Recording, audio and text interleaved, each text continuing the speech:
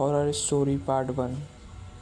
हम आपको विक्रम रघुवंशी के साथ हुई घटनाक्रम को साझा करेंगे, जिसने न केवल विक्रम की ज़िंदगी बदली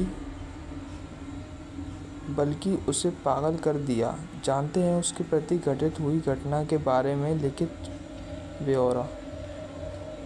यह कहानी की शुरुआती दौर की घटना आज से 3 वर्ष पूर्व घटी। विक्रम रघुवंशी और उसका दोस्त साहिल ने अपनी एक खिलौने बनाने वाली कंपनी खोली थी। दोनों को बच्चों से बेहद लगाव था।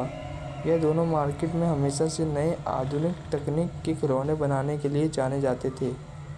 भारत का सबसे पहला रिमोट कंट्रोल हेलीकॉप्टर खिलौना इन्होंने ही ईजाद किया था। उस वक्त कंपनी में मीडिया के जमावड़े की तैयारियां चरम पर थीं। कारण यह था कि विक्रम और साहिल की कंपनी ने एक अलग खास खिलौने का आविष्कार किया था।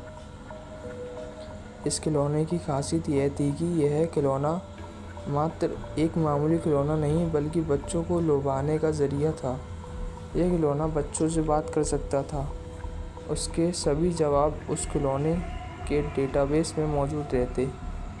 इसे एक तरह का छोटे रोबोट का तर्ज पर देखा जा रहा था।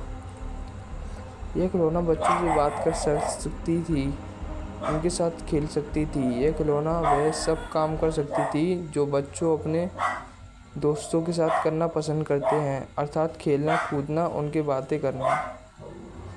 उसी दिवस विक्रम की बातें अमेरिका के एक टॉय कंपनी से बातचीत हो रही थी। विक्रम ने अपनी कंपनी के इस खिलौने के अधिकार को अमेरिका कंपनी को ऑनलाइन बेच दिया। यह बात उसने साहिल को नहीं बताई थी। अगले दिन मीडिया साहिल और विक्रम से इस खिलौने के बारे में बात कर रहे होते हैं। यह फंक्शन में वह इस खिलौने की टेक्नोलॉजी को विस्तार रूप से समझा रहे होते हैं। इस इंटरव्यू और लॉन्च इवेंट का प्रकाशन पूरे विश्व भर में हो रहा होता है। भारतीय समय अनुसार जब शाम का समय प्रगति पर था, उसी वक्त अमेरिका से एक खबर आई, जिसके तहत साहिल और विक्रम की कंपनी के इस खिलौने पर चोरी का आरोप लगा। खबर के मुताबिक वह खिलौना का पेटेंट अमेरिका की टॉय कंपनी को जारी हुआ है। इसका साहिल को काफ़ी बुरा प्रभाव पड़ा और उसने सुसाइड कर लिया। इस खिलौने को बनाने में उसने काफ़ी मेहनत करी थी। वह पेशे में इंजीनियर था, लेकिन इस सदमे में वह नहीं रह पा रहा था।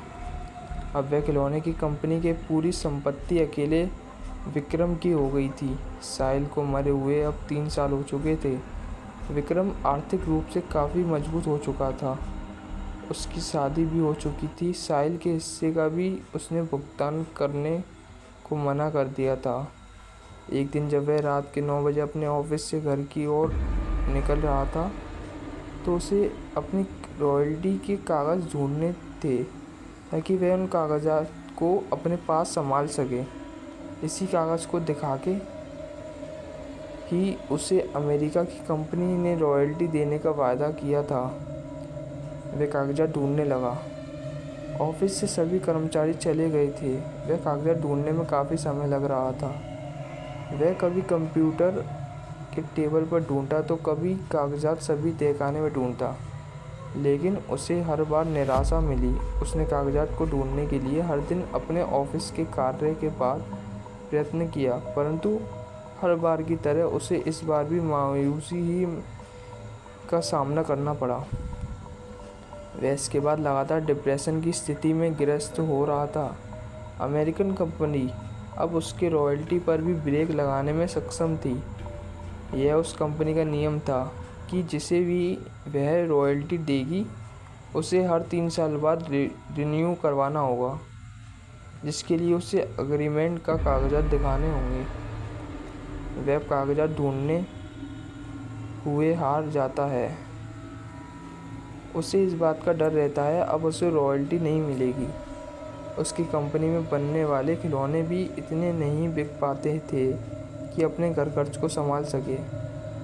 उसने सोचा कि अब वह कंप्यूटर में सेव फाइल में से समझकर वैसी डॉल को बनाएगा ताकि उसकी कमाई हो जाए। तकरीबन 2 से 3 महीने उसने घर में ना जाने का फैसला किया। उसने अपना फैसला अपनी पत्नी को बता दिया था। इन 3 महीने में उसे अमेरिकी कंपनी से मैसेज आ गया था कि वह उसे अब रॉयल्टी नहीं दे पाएंगे। यह फैसला उसके लिए हैरान कर देने वाला नहीं था, क्योंकि इस निर्णय से वह पहले से ही वाकिफ़ था। अपनी कड़ी मेहनत के बाद उसे अपने कार्य पर सफलता मिली। उसने वह खिलौना बना दिया। खिलौने में आधुनिक वक्त के मुताबिक कुछ नई तकनीक का भी इस्तेमाल किया गया था। अपने परीक्षण में सफल होने के बाद विक्रम बेहद खुश था। इतने महीने के मेहनत के बाद विक्रम अपने घर जा रहा था। उसका बच्चा भी उसके इंतज़ार में राह देख रहा था। विक्रम अपने घर की ओर निकलते हुए विक्रम ने खुद से बनाया हुआ खिलौना अपने बच्चे के लिए ले जाना मुनासिब समझा। विक्रम ने सोचा कि अब उसकी ज़िंदगी बदल जाएगी, वह फिर से खुशी भरा जीवन व्यतीत करने लग जाएगा। लेकिन उसे क्या मालूम था कि यह खिलौना उसका वर्तमान एक बुरे लम्हे का आगाज़ होगा।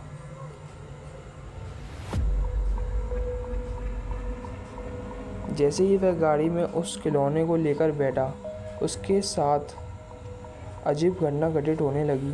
गाड़ी का पेट्रोल अचानक से पूरा ख़त्म हो गया। गाड़ी स्टार्ट भी नहीं हो पा रही थी। कार के गेट खुद ब खुद बंद हो गए। उससे घुटन महसूस हो रही थी।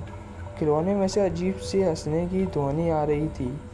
यह हंसी की आवाज़ विक्रम के कानों में दर्द पैदा कर रहा था। वह बेहोश हो चुका था। जब उठा तो खुद को अपने घर के बाहर पाया। उसके रोंगटे खड़े हो गए।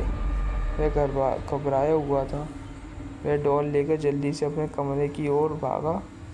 उसे ऐसे देखते हुए विक्रम की पत्नी डर गई थी और बच्चे ने हाथ में डॉल देखी तो वह भी अपने पापा की तरफ नन्हे कदमों से दौड़ा। विक्रम ने वह डॉल झट से अलमीरा में छुपा दिया और उसका ताला लगाकर चाबी अपने पास रख ली। उसने यह सब होने के बाद तुरंत कंपनी के मैनेजर को फ़ोन किया और इस खिलौने को बनाने से रोकने को कहा। अगले दिन वह अलमीरा में उस डॉल को निकालकर समुद्र में डालने का सोचने लगा। लेकिन जैसे ही उसने अलमीरा खोला वह हैरान रह गया। अलमीरा में वह डॉल नहीं थी। वह चिंतित हो गया। वह जल्दी से तेज़ रफ्तार में भागा। वह अपने बच्चों को ढूंढ रहा था। उससे जो डर था वही हुआ। उसका बच्चा उसी डॉल के साथ खेल रहा था। विक्रम अपने बच्चे से डॉल खींचकर ले गया। वह डॉल उसके हाथ में आते ही वही अजीब हंसी के साथ हंसने लगा। मेरे से पीछा नहीं छुड़ा पाएगा विक्रम। मेरी मेहनत को तुमने चंद पैसों के लिए बेच दिया। यह आवाज़ किसी अन्य की नहीं बल्कि साहिल की थी। विक्रम काफ़ी भयभीत हो चुका था। उसने वह डॉल समुद्र में फेंक दिया। लेकिन इसके बावजूद साहिल की आवाज़ सुनाई दे रही थी। यह आवाज़ उसे पागल कर दिया था। उम्मीद है यह घोस्ट स्टोरी आपको कुछ सीख देने के काम आई होगी। लालच बुरी बात होती है। हमेशा लालच से बचें।